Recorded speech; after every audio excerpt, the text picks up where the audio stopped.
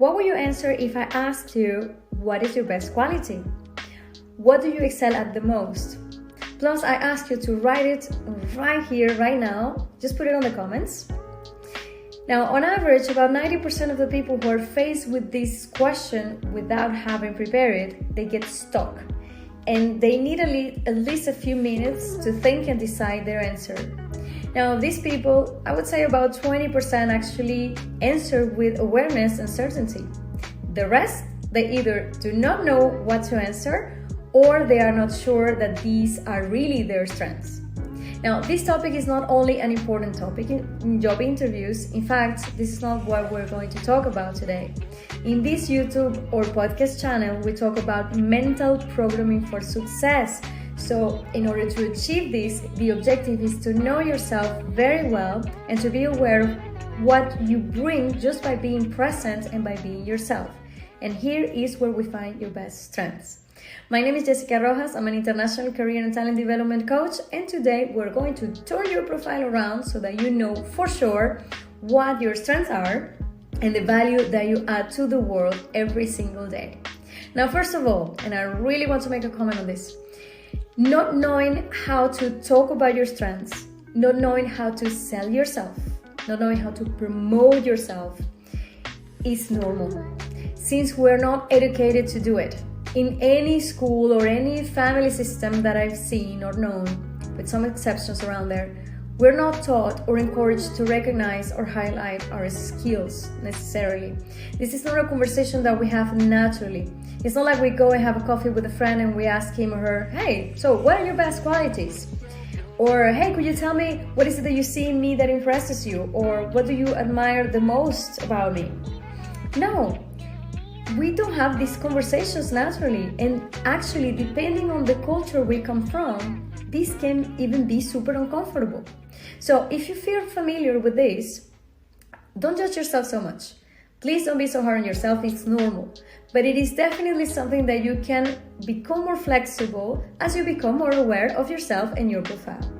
Now, having said this, what is the first thing that we have to do in order to be able to talk naturally about our strengths? Well, the first thing is to become aware of them. It is to observe yourself and to simply realize that there are things that you do naturally well without much of an effort, and they are there. They are part of you. Actually, they are so much a part of you that you don't even realize that they are strengths. Now, I have a client who is an excellent communicator. Actually, he's the most conciliatory person I know. He has an incredible ability to understand different points of view and to find a possible negotiation. And he manages to mediate situations that actually seem impossible. Now, when I asked him what his best strength was, he told me about numbers and financial analysis. Now, that's very good and indeed is one of his strengths. These are competences, is clear. But my question was more, who is he when he is not in front of an Excel sheet? He is a mediator.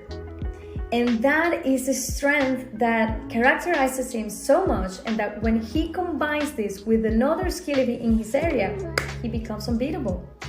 And that is what makes the difference between him and anybody else in the financial area. Now, another example, my dad, he's a storyteller. He tells the best stories in the political world, family, friends, and his own stories. He always adds sort of a spicy, interesting touch, and people actually gather and follow him just to hear him talk because he's great.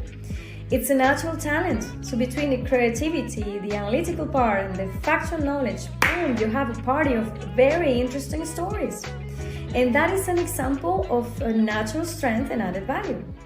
So beyond your professional skills and specific competences in your area, who are you and what do you bring when you're present? Now, it can be your humor, it can be your quick thinking, it could be your efficiency, or the fact that you're an excellent executor, or that you're able to listen and to advise, anything. And this is something that you always have or you always are, whether you are in the professional context or not. Now, second, let's talk about specific competences. Here we can talk about hard professional or specific skills what you do. Now, if your intention is to position yourself for a new job, undertake a new project, or evolve in your career, you have to know for sure which are your best skills associated with your profession. This is non-negotiable. Now, here what I recommend is that you tell your own professional story. Go back, remember projects, reports, analysis, strategies, anything that you produced, both individually or as a team, and highlight those things that also came easily to you and where you excel naturally. Make a list of those things and associate them with a story, an example, something that you experience that you can tell and share with confidence. Because you have done this already. It's an achievement and you have a story to prove it. And finally, there is a fine line between arrogance and confidence. One of the reasons we hold back the most when talking about our strengths is the fear of being perceived as an arrogant. But that line doesn't have to be crossed. Talking about yourself, your story, what you know how to do and how you are, being able to recognize your talents and seeing them will make you transmit your strength with confidence. You don't have to position yourself as the best in the world to do this, or you don't have to denigrate others.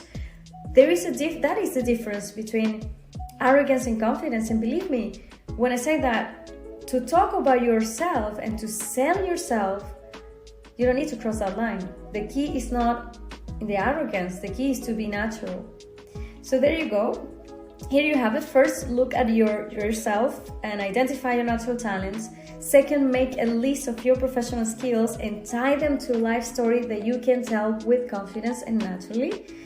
And you know how this works. If you like this content, give me a like right there, like, there you go, you have it. Thank you very much. And of course, share it. This channel of videos and podcast is brand new and you help me a lot to bring this to life. So thank you so much and see you, of course, in another episode for more about mental programming for success.